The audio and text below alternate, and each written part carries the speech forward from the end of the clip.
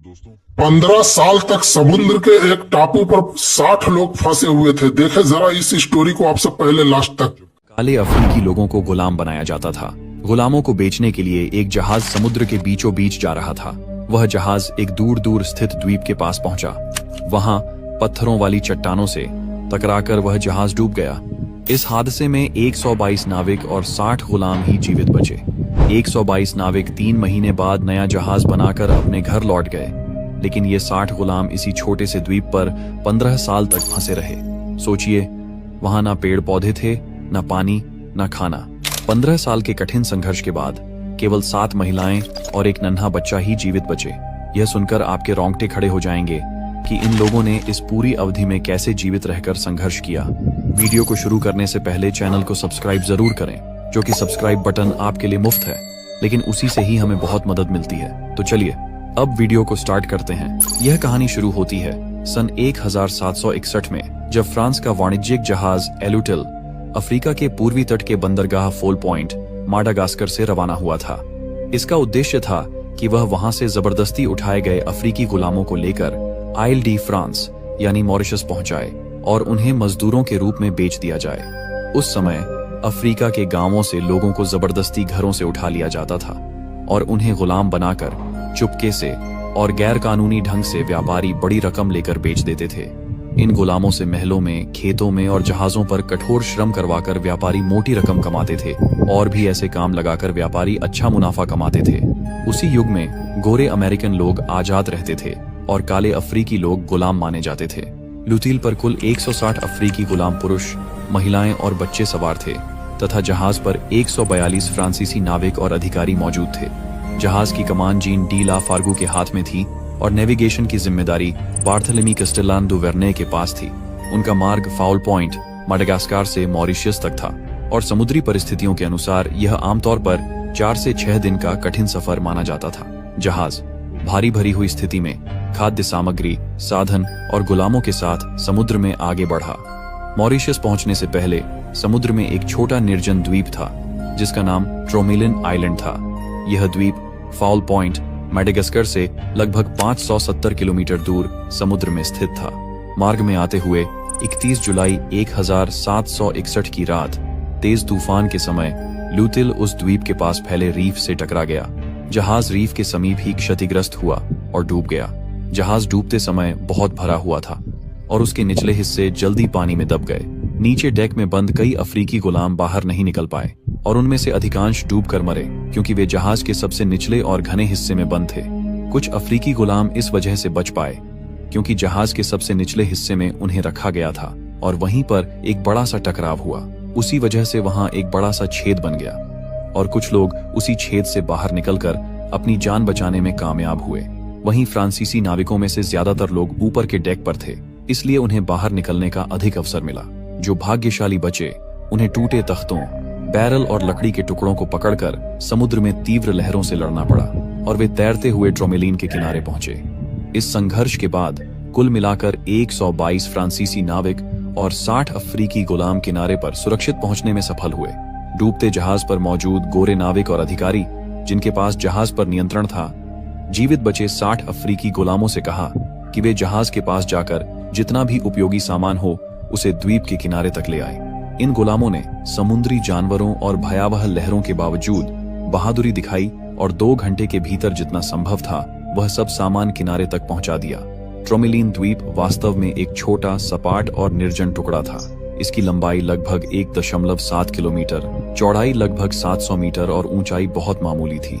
आसपास पेड़ पौधे बहुत कम थे और वहां ताजे पानी का स्रोत न के बराबर था। यह स्थान उन लोगों के लिए किसी आश्रय से अधिक एक ऐसी जगह बन गया जहां बची हुई वस्तुओं और अपनी मेहनत पर ही निर्भर रहकर जिया जाना था। जो लोग किनारे पहुंचे वे थक हारे और सदमे में थे। उन्हें यह पता नहीं था कि वही छोटा सा द्वीप उनके लिए अगले 15 सालों तक घर बन जाएगा। जहाज का डूबना, अफ्रीकी गुलामों का जबरन उठाया जाना और उन लोगों का समुद्र में तैरकर किनारे पहुंचना, ये सब मिलकर एक ऐसी त्रासदी थी जिसका असर वर्षों तक रहा। अब असली कहानी शुरू होने वाली है। समुद्र की भयानक रात के बाद जब सूरज की पहली किरणें उस छोटे से निर्जन द्वीप पर पड़ी, तब 122 फ्रांसीसी नाविक और 60 अफ्रीकी गुलाम थके हारे, भूखे प्यासे रेत पर गिरे पड़े थे। उनके शरीर पर नमक की परत जम चुकी थी और चेहरों पर एक ही सवाल था, अब क्या? जहाज लुतील के डूबने के बाद जो थोड़ा बहुत सामान बचाया जा सका, वही अब उनकी उम्मीद थी। उसमें था थोड़ा सूखा मांस, आटा, रोटी, शराब और कुछ पानी। मगर इतने लोगों के लिए यह राशन मुश्किल से 10 दिन भी नहीं चल सकता था।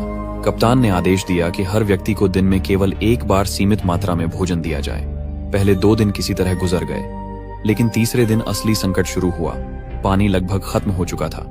चारों ओर सिर्फ खारा समुद्र और धधकती रेत थी। कई लोग प्यास से बेहाल होकर समुद्र का पानी पीने लगे, लेकिन उससे उनकी हालत और बिगड़ गई। तभी कुछ अफ्रीकी गुलामों ने, जिन्होंने कठिन परिस्थितियों में जीना सीखा था, एक उपाय सुझाया। उन्होंने द्वीप के बीचों बीच खुदाई शुरू की।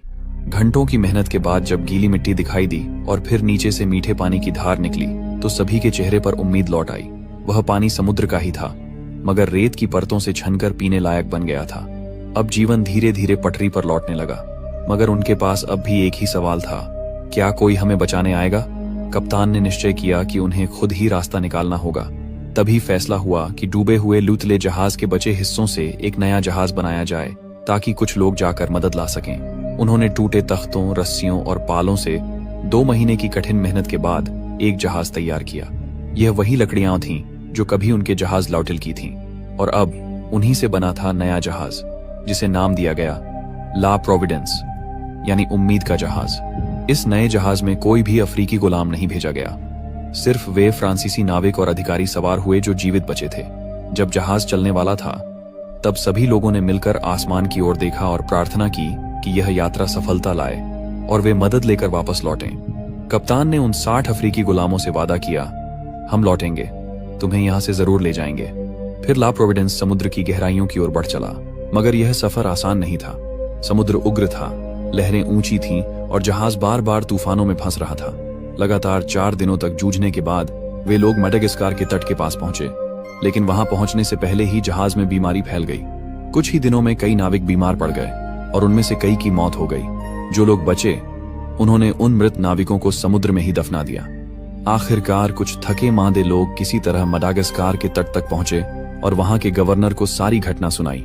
कैसे लुतील डूब गया, कैसे उन्होंने नया जहाज बनाकर जान बचाई और कैसे 60 अफ्रीकी गुलाम अब भी उस निर्जन द्वीप पर फंसे हैं। उन्होंने विनती की कि किसी तरह मदद भेजी जाए, लेकिन गवर्नर ने यह सुनकर गुस्से में जवाब दिया, यह पूरा अभियान गैर कानूनी था।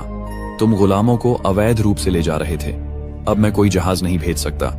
वह उस समय युद्ध की स्थिति में था और उसके पास जहाज भी नहीं थे, इसीलिए उसने मदद भेजने से साफ इनकार कर दिया। वह जहाज जो उम्मीद लेकर निकला था, ला प्रोविडेंस, अब बेबस होकर वहीं ठहर गया। जिनके पास मदद मांगने की जिम्मेदारी थी, उन्होंने भी चुप्पी साध ली। उधर ट्रोमेलिन द्वीप पर 60 अफ्रीकी गुलाम हर दिन समुद्र की ओर देखते रहे। वे सोचते रहे, शायद आज कोई जहाज आएगा। उन्होंने तट पर पत्थरों से हेल्प लिखा, धुआं उठाया और आसमान की ओर निहारते रहे, लेकिन कोई मदद नहीं आई। उनके साथी गए थे ला प्रोविडेंस में, पर वे कभी लौटे नहीं। अब इन 60 गुलामों को यह समझ आ गया था, अब उन्हें खुद ही अपने जीवन के लिए लड़ना होगा, और यहीं से उनकी असली जंग शुरू हुई। जब समझ आ गया कि अब कोई मदद नहीं आने वाली, तो बचे हुए 60 अफ्रीकी गुलामों ने मिलकर जीवित रहने के तरीके निकालने शुरू कर दिए। सबसे पहले उन्होंने देखा कि एक बड़ा गड्ढा पहले से ही खोदा हुआ था। यह उनका जीवन केंद्र बन गया। बरसात का पानी वहीं जमा होता और यही उनका पीने का साधन था। समय के साथ वे इसे और गहरा करते गए, ताकि थोड़ी सी भी बारिश का पानी लंबे समय तक बचा रहे। लकड़ी बहुत कम थी, लेकिन लुतील जहाज के डूबे हुए मलबे के पास कुछ लकड़ी बची हुई थी, जिसे इस्तेमाल किया जा सकता था। पर वह जगह दूर और खतरनाक थी, इसलिए वे उस तक नहीं जा सके। इसके बावजूद उन्होंने रेत खोदकर और अपने आसपास की सामग्री से छोटे छोटे रेत घर और छत जैसी संरचना बनाई। रेत की दीवारें उभार कर, समुद्री घास, टहनियाएं और जहाज के टूटे कपड़ों से उन्हें ढककर आश्रय तैयार किया। खाना पाने के लिए पहले वे किनारे आने वाले छोटे छोटे कछुए और समुद्री पक्षियों पर निर्भर रहे, लेकिन बड़ी मछलियां पकड़ने के लिए उन्हें ठोस उपाय अपनाने पड़े। उन्होंने बांध और जाल बनाना शुरू किया। जहां लहरें आती थीं, वे पत्थर और रेत से जाल जैसी संरचना बनाते, ताकि मछलियां उसमें फंस जाएं। मछलियों को आकर्षित करने के लिए वे कछुए के टुकड़े और उसका रक्त डालते। पकड़ी मछलियां वे धूप में सुखाकर संग्रहित करते। यही उनका मुख्य भोजन बन गया। पानी बचाना उनकी सबसे बड़ी प्राथमिकता बन गया। गड्ढे को ढक ढांक कर रखना और पानी को छोटे छोटे बर्तनों में भरकर रखना उनकी दिनचर्या बन गई, जिंदगी का नियम बन गया। हर सुबह और शाम एक व्यक्ति पहरा देता ताकि कहीं कोई जहाज दिखाई दे। हर किसी के हाथ में एक जिम्मेदारी बांटी गई, कोई पानी संभाले, कोई जाल बनाए, कोई मछली पकड़े और कोई बूढ़ों व बीमारों का ख्याल रखे। इस अनुशासन ने उनके जीवन में नया संकल्प और शक्ति पैदा की। लगभग 3 हफ्तों के भीतर, जिनमें ताकत और साहस था, उन्होंने बची खुची लकड़ी और जहाज के मलबे से छोटी नाव बनाई। इस नाव पर 20 लोग सवार होकर मडागास्कर की ओर चले, ये सोचकर कि वहां जाकर मदद लेकर लौटेंगे। उन्होंने पीछे रह गए लोगों से कहा, हम चलते हैं, हम लौट कर आएंगे, हमारा इंतजार करो। लेकिन वे 20 लोग कभी लौट कर नहीं आए। कौन से तूफान ने उन्हें निगल लिया या कहां फंस गए, आज भी कोई नहीं जानता। समय बीतता गया, महीने, साल गुजर गए। 3 साल तक बचे लोग उनकी वापसी का इंतजार करते रहे। इस दौरान कई लोग बीमारी, भूख और कमजोरी से मर गए। जिनके पास शारीरिक शक्ति बची, उन्होंने रेत घर, गड्ढा और बांधों की मरम्मत में अपनी पूरी ताकत झोंक दी। अपने मरे साथियों को रेत में दफनाकर छोटे छोटे चिन्ह बनाकर उनकी याद को सम्मान दिया। समय के साथ उनका जीवन इतना व्यवस्थित हो गया कि वे एक छोटे समाज की तरह एक दूसरे पर निर्भर होकर जी रहे थे। दूसरी ओर जो फ्रांसीसी नाविक ला प्रोविडेंस में गए थे, वे भी मदद के लिए लौटते रहे। उनमें से एक ने बार बार पत्र और संदेश भेजा, जो सालों तक चलता रहा। अंततः 11 साल बाद यह पत्र किसी और के हाथ लगा, जिसने उसे मडागास्कर के गवर्नर के पास पहुंचाया। गवर्नर ने पत्र पढ़ा और उसमें लिखी दर्दनाक सच्चाई को समझा। फिर बचाव भेजने का आदेश दिया। पहली कोशिश में जहाज द्वीप के पास पहुंचा, लेकिन वहां पानी के नीचे खतरनाक चट्टानें और रीफ फैले थे। आगे बढ़ने पर वही स्थिति होगी जो लुटिला जहाज के साथ हुई थी। कप्तान ने जोखिम न लेकर वापसी कर ली और कहा कि इसे 1 साल बाद फिर आजमाया जाए। इस असफल प्रयास ने ट्रोमलिन पर बसे लोगों की आशा को फिर झटका दिया, पर उन्होंने फिर भी अपने गड्ढे को गहरा किया और बांधों व जालों की सुध ली। फिर 1 साल बाद निरंतर प्रयासों के बाद 29 नवंबर 1776 को फ्रांसीसी जहाज ला डॉफिन ट्रोमलिन द्वीप के पास पहुंचा। कप्तान जाक्स मरी बोदैन de ट्रोमलिन स्वयं द्वीप पर उतरे और जो दृश्य उन्होंने देखा उसने सभी को हैरान और स्तब्ध कर दिया। जहां कभी 60 लोग जिए थे, वहां अब केवल 7 महिलाएं और एक नन्हा बच्चा ही बचे थे। महिलाएं अपने रेत घरों के बीच खड़ी, हाथ में पुराने थाली बर्तन लिए थीं।